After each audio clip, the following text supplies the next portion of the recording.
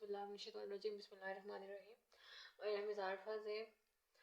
आज हम पढ़ेंगे प्लाज्मा मेम्ब्रेन या सेल मेम्ब्रेन। सही, प्लाज्मा मेम्ब्रेन के बारे में या सेल मेम्ब्रेन, ये दोनों एक चीज़ है। हम इसके बारे में पढ़ेंगे। प्लाज्मा मेम्ब्रेन बेसिकली हमारे पास outer most boundary of animal cell है। मैंने आप लोगों को सलवाल पढ़ाया था। सलवाल हमारे पास आउटर मोस्ट कवरिंग माना जाता है।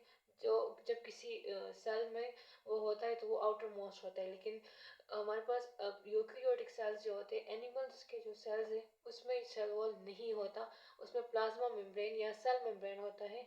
इसी वजह से हम इसको outer most boundary of the animal cell कहते हैं। प्लाज्मा मेम्ब्रेन हमारे पास first time Nageli and Cramer ने डिस्कवर किया था 1855 में। इन्होंने ये डिस्कवर किया था, इसके बारे में कुछ नहीं पता था कि ये कैसा है, सिर्फ इन्होंने डिस्कवर किया था। सेल मेम्ब्रेन को जो है ना, हम वॉचमैन भी कह सकते हैं। या वॉचमैन क्यों कह सकते हैं? क्योंकि ये हमारे पास सेलेक्टिवली परमिएबल होता है।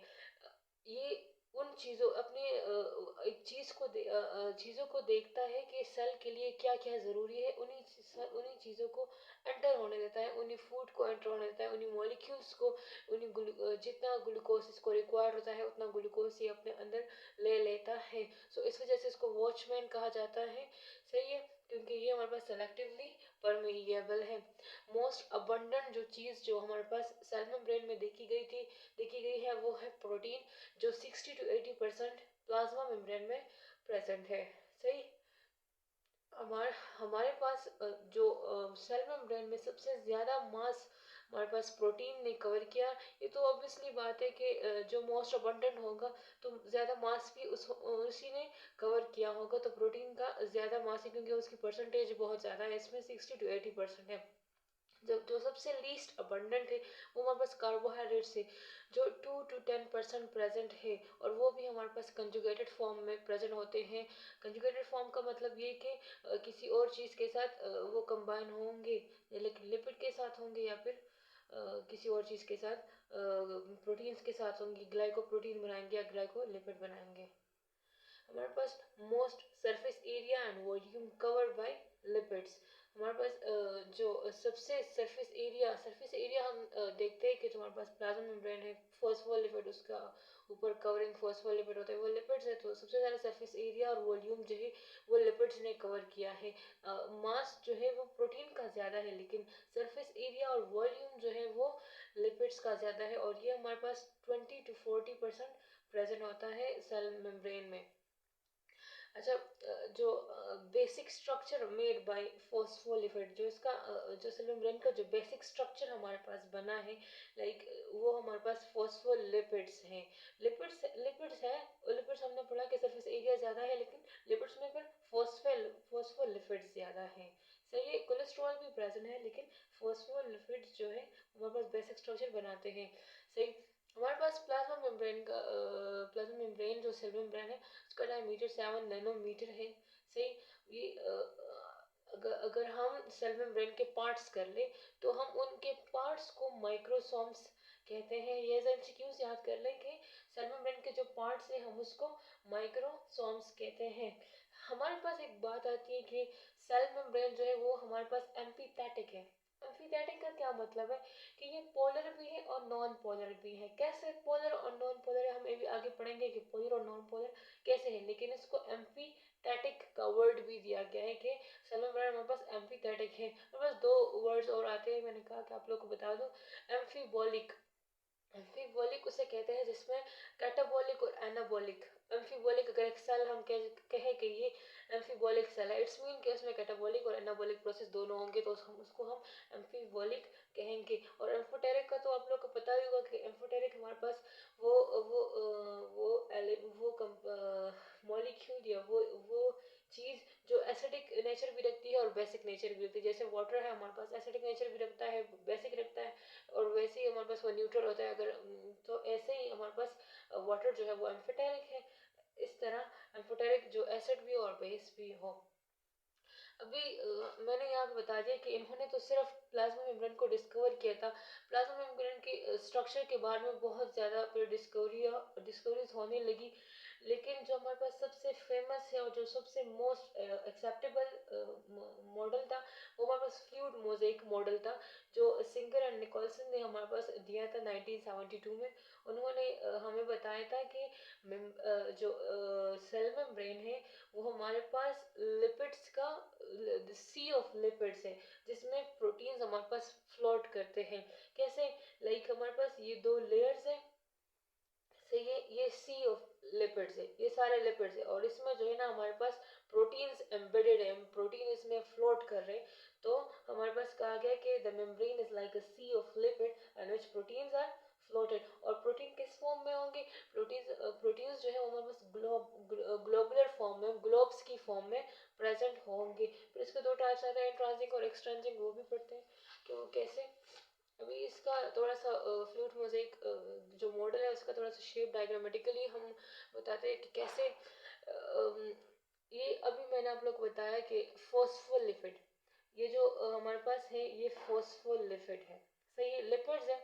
सो तो ये सारे लिपिड्स है, इन्होंने एक समंदर सा बनाया है, सी बनाया है, और इसमें जो है ना हमारे पास प्रोटीन्स एम्बेडेड है, प्रोटीन इसके ऊपर है, बीच में है, लेकिन इसमें एम्बेडेड है, सही है।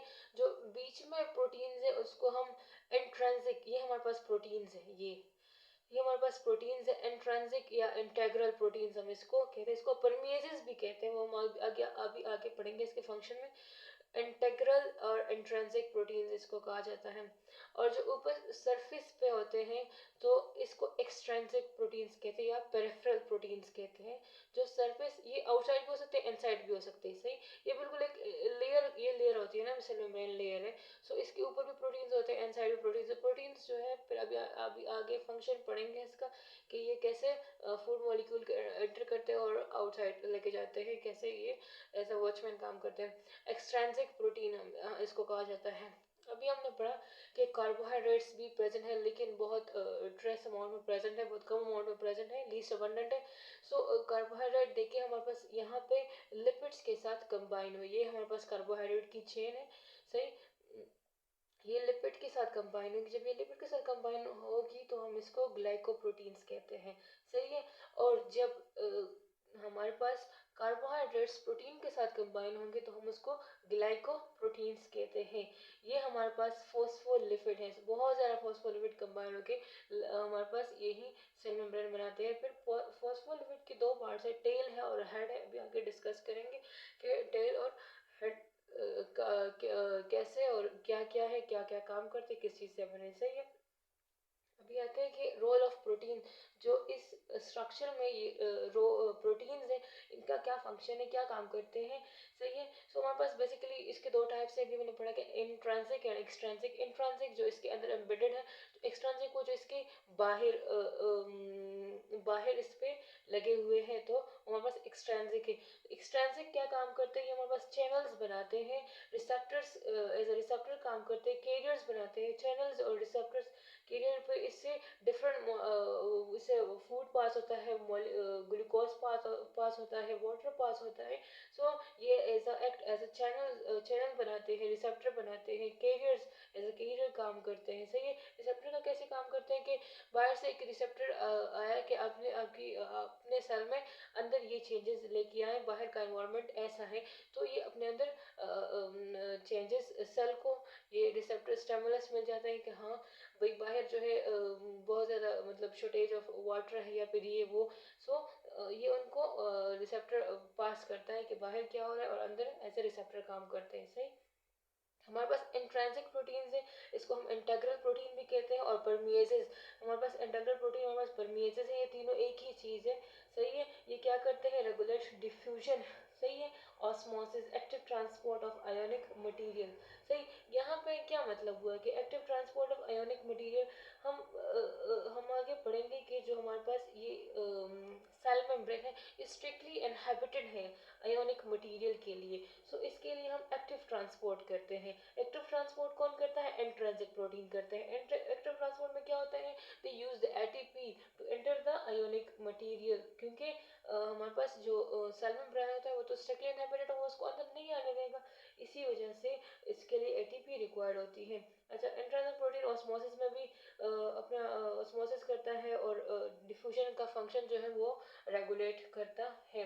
अच्छा, हमारे पास इसमें लिपिड्स भी हैं सेल मेम्ब्रेन में, कितना है 20 to 40% हमारे पास लिपिड्स सेल मेम्ब्रेन में प्रेजेंट है। फिर लिपिड्स के हमारे पास इनमें दो फॉर्म्स में प्रेजेंट है, in the form of phospholipid और in the form of cholesterol. सही है, कोलेस्ट्रॉल जो होता है वो प्रोकैरियोट्स में नहीं होते। सही है, ये बात याद रखिए कि सेल मेम्ब्रेन जो प्रोकैरियोट्स में होता है उनमें कोलेस्ट्रॉल प्रेजेंट नहीं होते। एज एमसीक्यूज याद करने फॉर्मटिकेट फॉस्फोलिपिड जो हमारे पास है इसके दो पार्ट्स है, टेल पार्ट है और हेड पार्ट है। हेड को अगर हम देखें तो ये इसका हेड है। सही है, ये इसका हेड है और हेड जो है हमारे पास ये ग्लाइसिरोल जो 3 कार्बन कंपाउंड पर मुश्तमिल होता है और इसके साथ प्लस फॉस्फेट, तो वो हमारे पास हेड बनाता है, हेड ऑफ फॉस्फोलिपिड बनाता है। हेड जो होता है हमारे पास ये हाइड्रोफिलिक होता है, यानी वाटर लवर होता है, अपने अंदर वाटर को सॉल्युबल कर सकता है, वाटर सॉल्युबल होता है, वाटर सॉल्युबल होता है। टेल हमारे पास क्या है, टेल हमारे पास फैटी एसिड है। सही है, जो 16 to 17 कार्बन कंपाउंड पर मुश्तमिल होता है। ये हमारे पास हाइड्रोफोबिक है, हाइड्रोफोबिक मीन कि ये वाटर इनसॉल्युबल है। सही है, तो इसका जो ये वाला सरफेस एरिया सरफेस है ये हमारे पास हाइड्रोफिलिक और ये अंदर वाला हमारे पास हाइड्रोफोबिक। सही, क्योंकि ये टेल से बना और टेल हमारे पास क्या है, हाइड्रोफोबिक। लिपिड्स जो है वो अभी मैंने कहा कि हमारे पास जो सेल मेम्ब्रेन है वो हमारे पास सेलेक्टिवली परमिएबल है। सही है, वो हमारा सेलेक्टिवली परमिएबल है। कैसे, कौन इसको सेलेक्टिवली परमिएबल बनाता है, लिपिड्स। लिपिड्स जो है वो इसको सेलेक्टिवली परमिएबल बनाते हैं, डिफरेंशिएटली परमिएबल बनाते हैं। सेलेक्टिवली परमेबल का क्या मतलब है कि ये अपने लिए सेलेक्ट करते हैं कि हाँ भाई मैंने ये वाला जो मॉलिक्यूल ये मैंने अंदर करना है और ये वाला मॉलिक्यूल मैंने अंदर नहीं करना, ये सेल के अंदर जाएगा ये सेल के अंदर नहीं जाएगा। ये उन पर चेक रखते हैं, वो उनको चेक करते हैं कि हाँ भाई मैंने ये वाला लेके जाना है, ये वाला नहीं, तो इसको हम कहते हैं सेलेक्टिवली परमिएबल। अच्छा, जो हमारे पास सेल मेम्ब्रेन का जो ये सेल मेम्ब्रेन है ये क्या करता है, इसमें जो लिपिड्स है ये अलाउ करते हैं नॉन पोलर मटेरियल को, बहुत इजीली नॉन पोलर मटेरियल जो है वो इससे पास हो सकते हैं। लेकिन आयंस जो है वो स्ट्रिक्टली इनहिबिटेड है, आयंस इससे पास नहीं हो सकते। दे require the active transport for the transportation. अच्छा, कार्बोहाइड्रेट्स है हमारे पास।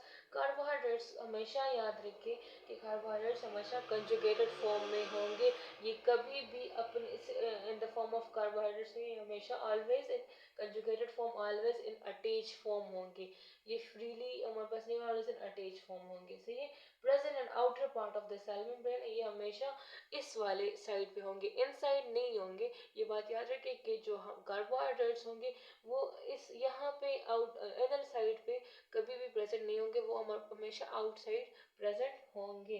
सही है, provide receptor site receive the stimulus like hormones. कैसे, ये हमारे पास रिसेप्टर साइट्स जो है वो प्रोवाइड करता है, जैसे हार्मोन्स के लिए किया जाता है, तो ये रिसेप्टर साइट्स प्रोवाइड करता है, स्टिमुलस को लेता है और सेल के अंदर लेके जाता है कि हाँ बाहर जो है ना ये चेंजेस आई है, अब सेल के अंदर ये चेंजेस लेके आए। सही है, अब हम पढ़ते हैं कि और इसके क्या है, ये recognition of antigens and food material thus inform the cell for response. क्या मतलब कि ये पहचानते हैं एंटीजेंस को और फूड मटेरियल को कि हाँ ये वाला फूड जो है ये पोलर है ये नॉन पोलर है, और फिर सेल को जाके इन्फॉर्म करते हैं कि हाँ मैं ये वाला अंदर लेके आऊँ या ये वाला अंदर ना लेके आऊँ। सो ये एक एज अ रिकॉग्निशन सेंटर काम करता है कि ये रिकॉग्नाइज करेगा कि हाँ ये वाला एंटीजन है ये फूड मटेरियल है। सही है, अच्छा, responsible for the endocytosis. Endocytosis में हमारे पास फिर दो बातें आती हैं। सही है, एंडोसाइटो मतलब ईटिंग, लेकिन फिर उसमें दो तरह की है, फेगोसाइटोसिस और पिनोसाइटोसिस। फेगोसाइटोसिस क्या मतलब कि eating of the cell, eating of the cell, और pinocytosis drinking of the cell. सही है, तो ये भी जो हमारे पास फेगोसाइटोसिस और पिनोसाइटोसिस के कार्बोहाइड्रेट्स रिस्पॉन्सिबल है। हमारे पास ग्लाइकोप्रोटीन्स और ग्लाइकोलिपिड्स जो है ये हमारे पास सरफेस मार्कर है। वही बात आ रही है कि रिकोजिनेशन है, सरफेस मार्कर है। ये सरफेस मार्कर ये पहचानते हैं कि हाँ ये वाला मॉलिक्यूल है, ये वाला मॉलिक्यूल नहीं है, मेरे साथ ये वाला मॉलिक्यूल बाइंड होगा, ये वाला नहीं होगा, मैं इसके साथ बाइंड हूँ। तो ये act as a surface marker या डिफरेंट वर्डिंग इसके लिए यूज की गई है, वही एक ही बात बार बार कही जा रही है। अच्छा सेल मेम्ब्रेन, आज ये दो तीन पॉइंट्स हैं। वैसे ही सेल मेम्ब्रेन के बारे में इसको पढ़ते हैं कि cell membrane are the brain of the cell. हम सेल मेम्ब्रेन को ब्रेन ऑफ द सेल भी कहते हैं। कैसे ब्रेन ऑफ द सेल कहते हैं? अभी मैंने आपको बताया कि इसमें स्टेमुलस बाहर अगर एक मॉलिक्यूल खड़ा है तो पहले उसको ये सेंस करेगा कि हाँ ये मॉलिक्यूल मेरे लिए ज़रूरी है, ये मॉलिक्यूल मेरे लिए ज़रूरी नहीं, मेरे बॉडी में मेरे सेल के अंदर इसकी एक्सेसमेंट है, इसकी शॉर्टेज है, ये मुझे लेना चाहिए। सो ये फैसला सेल मेम्ब्रेन ही लेगा कि हाँ मैंने ये एंटर करना है, ये मैंने एंटर नहीं करना। सही है। अच्छा prevent the inner context from escaping। Cell membrane का एक और काम भी है यहाँ पे। मैंने आपको बताया कि वॉचमैन है, उस पर उसे ड्यूटी रखता है सेल के अंदर जितने भी ऑर्गेनेलीज है, जितनी भी चीज़ है, तो उसको एस्केपिंग मतलब उसको मतलब बाहर जाने से बचाता है। उसको एक जगह पे उसने घेरा हुआ है, उसको एस्केप करने से रोकता है, प्रिवेंट करता है। सही है। अच्छा हमने भी पढ़ा कि फ्लूइड मोज़ेक मॉडल। सो इसको ये मोज़ेक कवर्ड क्यों दिया गया? इस वजह से दिया कि इसमें जो प्रोटीन्स है वो रैंडमली स्प्रेड हुए हैं। अच्छा ये नहीं है कि यहाँ पे एक प्रोटीन है इसके नीचे एक प्रोटीन, नहीं, रैंडमली स्प्रेड हुए हैं। इस वजह से रैंडमली पोजीशन ऑफ प्रोटीन्स की वजह से हम इसको मोज़ेक कहते हैं। फ्लूइड मोज़ेक मॉडल, फ्लूइड यहाँ पे जो इसकी फ्लूइडिटी है वो हमारे पास लिपिड की वजह से है। फ्लूइडिटी हमारे पास लिपिड की वजह से आई है। इसकी मतलब ये क्यों इतना इसकी फ्लूइडिटी ज़्यादा है, वो लिपिड्स की वजह से है। और मोज़ेक का जो कॉन्सेप्ट है वो रैंडम पोजीशन ऑफ प्रोटीन्स की वजह से आया है। सही है।